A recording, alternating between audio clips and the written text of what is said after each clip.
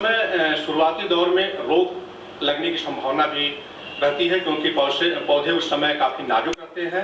तो अगेती टमाटर और अगेती फूलगोभी में शुरुआती दौर में कौन कौन से रोग लगते हैं, उनकी क्या लक्षण है और उनकी किस तरह से रोकथाम करें जिससे जो आपकी फसल है गोभी और टमाटर की वो काफी स्वस्थ रहे, इस विषय में जानकारी दे रहे हैं उदय प्रताप कॉलेज के कृषि वैज्ञानिक डॉक्टर आलोक कुमार सिंह।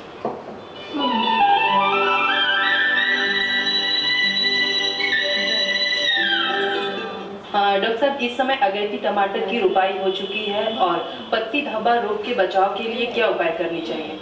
जी देखिए, इस समय किसान भाई टमाटर की अगेती फसल लगा चुके हैं और टमाटर में इस समय अगेती झुलसा रोग एक होता है, अगेती झुलसा या अगेती पर्णधब्बा रोग जिसको भी कहते हैं, वो आने की संभावना है।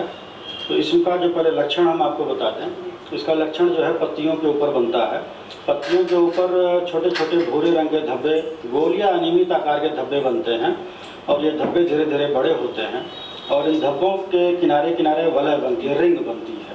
तो ये तो लक्षण हो गया और ये धीरे धीरे धब्बे बढ़ के पूरी पत्ती को जो है प्रभावित करते हैं। पत्तियाँ पीली पड़ जाती हैं, पत्तियाँ कमज़ोर, पौधे की बढ़वार रुक जाती है। इसके बचाव के लिए किसान भाई जो सबसे बढ़िया उपाय इस समय, जैसे ये लक्षण दिखाई दे तुरंत क्लोरोथैलोनिल या मैंकोजेब इसका जो है 2.5 ग्राम प्रति लीटर पानी की दर से घोल बनाकर तुरंत एक छिड़काव करवा दें। आवश्यकता पड़ने पर अगर 15 दिन बाद दोबारा एक छिड़काव कर देंगे तो इस रोग से बचा जा सकता है। डॉक्टर साहब, इस समय जीवाणु झुलसा रोग लगते हैं, तो जीवाणु झुलसा रोग से बचाव के लिए क्या उपाय करनी चाहिए? देखिए, इस समय टमाटर में जीवाणु झुलसा भी आ सकता है, अगेती फसल है, जीवाणु झुलसा भी आ सकता है। अक्टूबर के प्रथम सप्ताह में अक्सर देखने को मिल जाता है जीवाणु झुलसा।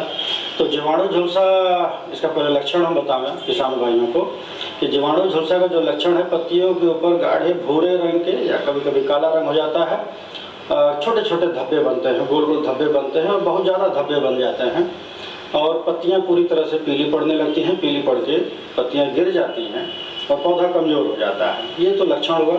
इसके बचाव के लिए जैसे ये लक्षण दिखाई दे, किसान भाई स्टेप्टोसाइक्लिन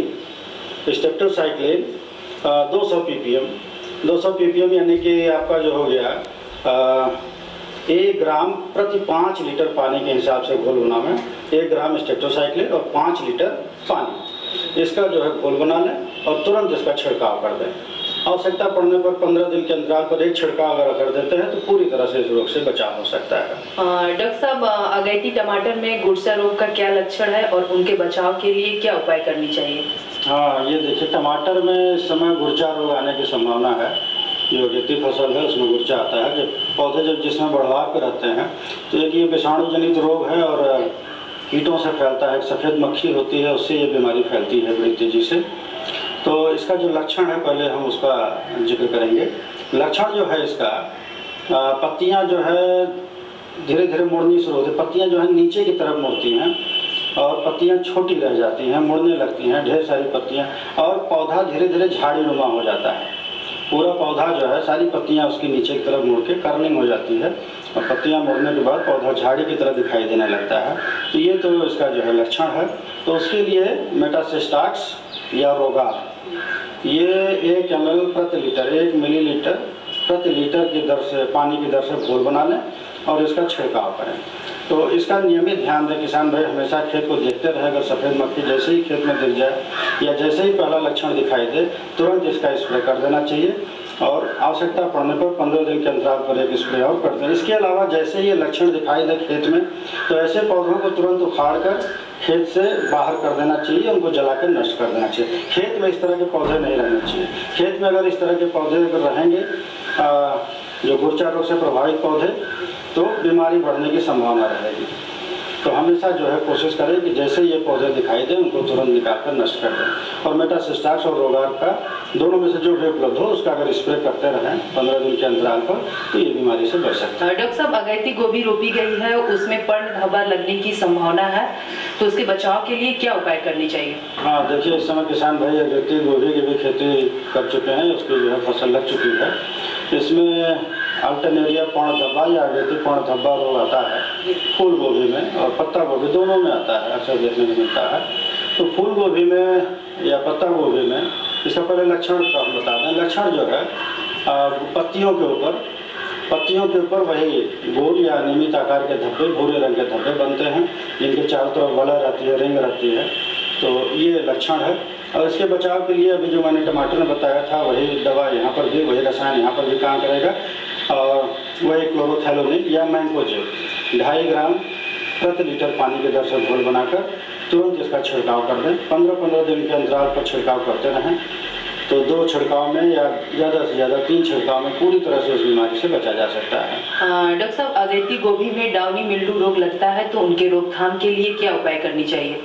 देखिए, अगेती गोभी में, फूल गोभी में खासतौर से एक प्रमुख रोग ये भी है, ये भी अक्सर आता है और ज़्यादा संभावना है मुद्रोमी लासिता या डाउनी मिल्ड्यू, जिसको किसान भाई जानते हैं। तो इसका लक्षण ये है कि पत्तियों के निचली सतह पर सफ़ेद सफ़ेद महीन रुई के धागे की तरह रचनाएं दिखाई देती हैं और ये रचनाएं धीरे धीरे बढ़ती हैं। जहाँ पर ये सफ़ेद रचनाएं नीचे पत्ती की निचली सतह पर जहाँ पर दिखाई देती हैं, पत्ती के ऊपरी सतह पर हल्का पीला या भूरा रंग दिखाई देता है, धब्बे बनते हैं और धीरे धीरे वो बढ़ते जाते हैं और धब्बे बड़े होते जाते हैं और पत्तियाँ धीरे धीरे कमज़ोर हो जाती हैं, पौधा कमज़ोर पड़ता है और फल जो है छोटे लगते हैं।